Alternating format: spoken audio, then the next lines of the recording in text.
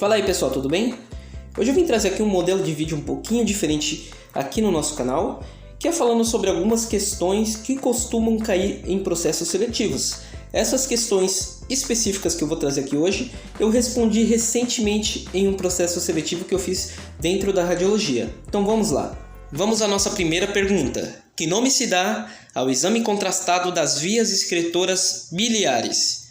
Temos 4 opções aqui, onde a primeira é a ortografia, a segunda, que é a letra B, cialografia, a letra C, colangiografia e a letra D, urografia.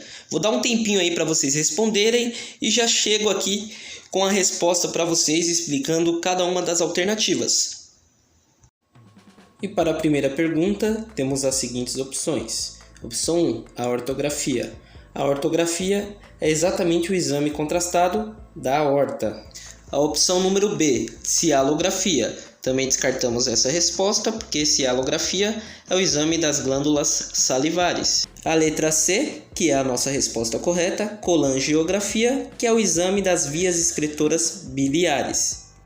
E a última questão, que também descartamos, que é a urografia. Urografia é o exame contrastado das vias excretoras urinárias, portanto descartamos essa última também. Então a resposta correta é a letra C, que é o exame contrastado das vias biliares que fazem parte do fígado. A nossa pergunta de número 2. Entre os fatores que minimizam a exposição à radiação, podemos considerar o seguinte. Letra A, distância. Letra B, tempo. Letra C, blindagem. E a letra D, todas as alternativas estão corretas. Vou dar um tempinho aí para vocês pensarem na resposta e já chego aqui com a resolução dessa questão para vocês. E antes de começar com a resposta, eu gostaria de falar para vocês sobre o Preparatório Radiologia EAD, que é por onde eu estudo também para fazer minhas provas. Ele trata de uma forma bem simples 2 casos que as pessoas costumam confundir, que são os princípios de radioproteção e os fatores de radioproteção. Devemos separar esses 2 termos para chegar na nossa resposta exata dessa pergunta aqui de hoje. Então aqui na descrição desse vídeo vai ter um link. Quem quiser se preparar para concursos também, clica nesse link que vai ter um desconto através do cupom SOURADIOLOGIA. E vamos lá à pergunta. A pergunta dizia, entre os fatores que minimizam a exposição à radiação, podemos considerar a distância. Lembramos lá da parte de justificação, limitação de doses, prevenção de acidente e otimização. Isso são princípios, não fatores. Fatores são tempo, distância e blindagem. Então quem colocou aí que todas as alternativas estão corretas, acertou. Fatores que minimizam a exposição são os 3 juntos, tempo, distância e blindagem. Vamos à nossa pergunta de número 3. Em um exame de urografia excretora e na radiografia de 5 e 10 minutos, após a injeção do meio de contraste por via venosa, não aparecer o esboço de contorno renal e nem o sistema coletor, recomenda-se o seguinte. 4 opções como todas as outras. Letra A, deve-se repetir a injeção do meio de contraste. Letra B, deve-se realizar a radiografia em expiração forçada. Letra C, realizar a radiografia em posição ortostática. E a letra D, realizar radiografias em tempos tardios, com 1, 2, 6 e até 24 horas após a injeção do meio de contraste. Pausem o vídeo.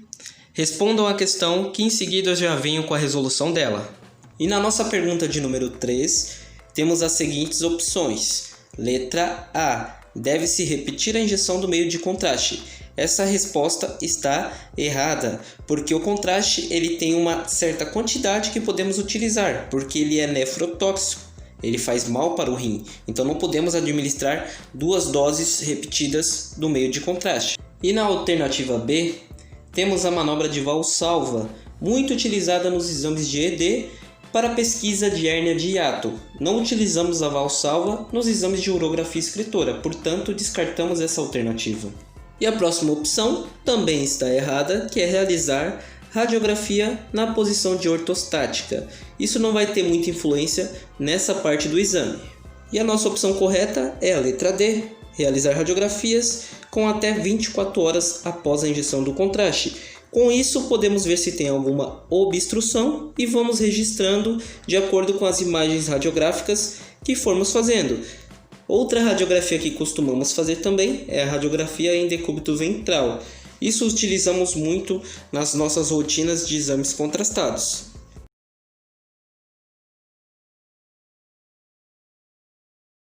A nossa pergunta de número 4. Na radiografia de punho em PA, com desvio cubital da mão, tem-se um bom exame radiográfico de qual estrutura? Temos 4 opções, onde a primeira é a falange distal, a segunda é a mastoide, a terceira é o piramidal e a quarta, que é a letra D, escafoide. Respondo essa questão que eu já venho com a resolução dela. E essa pergunta está bem tranquilinha de responder, né, pessoal?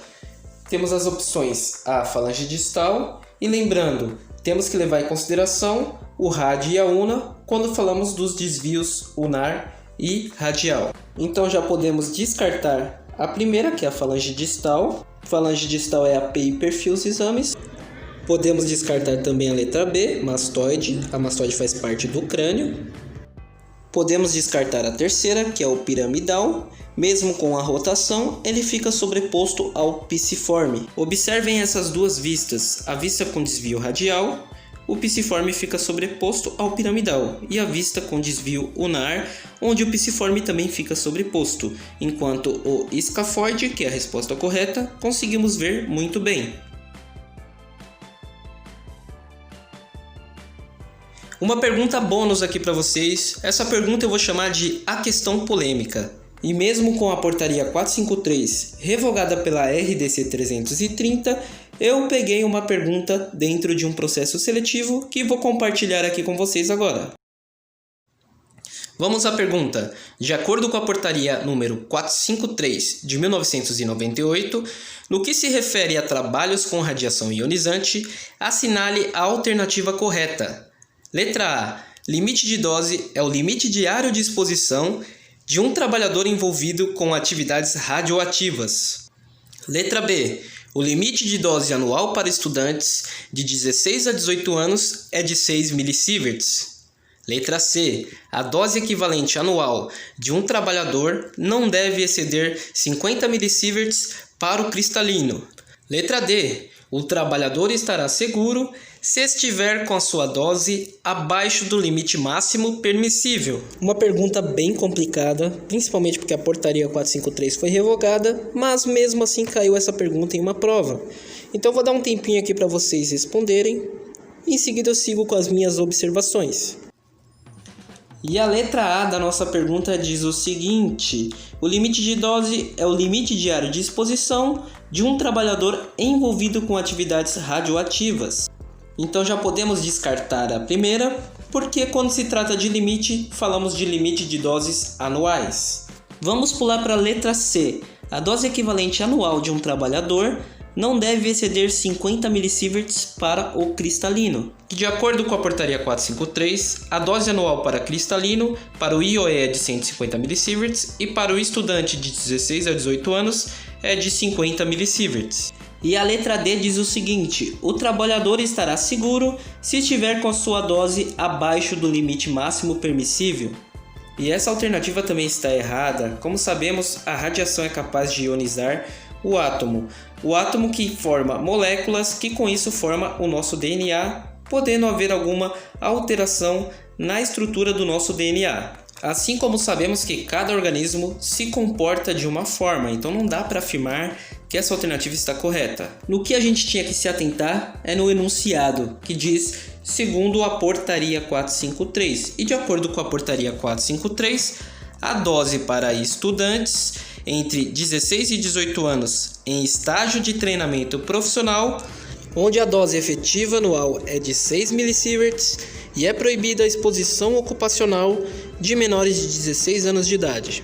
E novamente enfatizando, essa pergunta é de acordo com a portaria 453 de 1998. Essa portaria ela não tinha sido atualizada até 2019, onde a RDC 330 veio a substituir ela. Devemos sempre prestar atenção no enunciado da pergunta. Nessa pergunta em específico dizia portaria 453, mas vamos supor que na pergunta tivesse o seguinte: de acordo com a normativa CNEM 3.01, no que se refere a trabalhos com radiação ionizante, assinale a alternativa correta. Então vamos seguir por eliminação de opções. A letra A, seguimos a mesma resolução da questão anterior. O limite de dose é o limite diário de exposição. Está errada porque não é o limite diário, e sim o limite anual de doses. A letra D é o mesmo esquema da outra alternativa. O trabalhador estará seguro se estiver com sua dose abaixo do limite máximo permissível. Essa alternativa também está errada, porque não existe níveis seguros de radiação, assim como eu expliquei na outra resolução da outra alternativa. E se a gente usar como exemplo a CNEM 3.01, que foi atualizada pela última vez em março de 2014, a gente consegue resolver essa questão. E lembrando, o CNEM é a Comissão Nacional de Energia Nuclear, que é responsável por diretrizes básicas de proteção radiológica. Então temos que levar em consideração ela. E quando a gente para estudar sobre a RDC 330, a própria RDC no artigo 45 vai dizer o seguinte: as exposições ocupacionais normais de cada indivíduo, decorrente de todas as suas práticas, devem ser controladas de modo que não excedam os limites de dose estabelecidos pela CNEM, que é a Comissão Nacional de Energia Nuclear. Então a RDC vai direcionar para a CNEM 3.01 a questão de limites de dose. Então temos sempre que levar em consideração a normativa 3.01 da CNEM. E quando a gente pega a normativa 3.01 no item 5.4.2.3, diz que os indivíduos com idade inferior a 18 anos não podem estar sujeitos a exposições ocupacionais. Inclusive eles tiraram aquele trecho da portaria 453 que dizia a questão de exposições de estudante de 16 a 18 anos, onde eles podiam receber a dose de até 6 millisieverts anuais. E com isso, de acordo com a CNEM 3.01, a gente vai eliminar a letra B. E no caso dessa pergunta, a resposta correta vai ser a letra C, pois o enunciado da questão traz a CNEM 3.01. Lembrando, a dose de acordo com a portaria 453 para cristalino é de 150 millisieverts e estudante de 50 millisieverts. Já na CNEM 3.01, que foi atualizada em março de 2014, a dose para o cristalino é de 20 millisieverts, onde a dose efetiva média durante 5 anos não deve exceder 50 millisieverts. Então essa questão pode ser considerada, dentre as opções, como a mais lógica de estar correta. Então é isso, pessoal. Comentem aqui o que vocês acharam dessa última questão. Essa questão foi bem difícil de responder.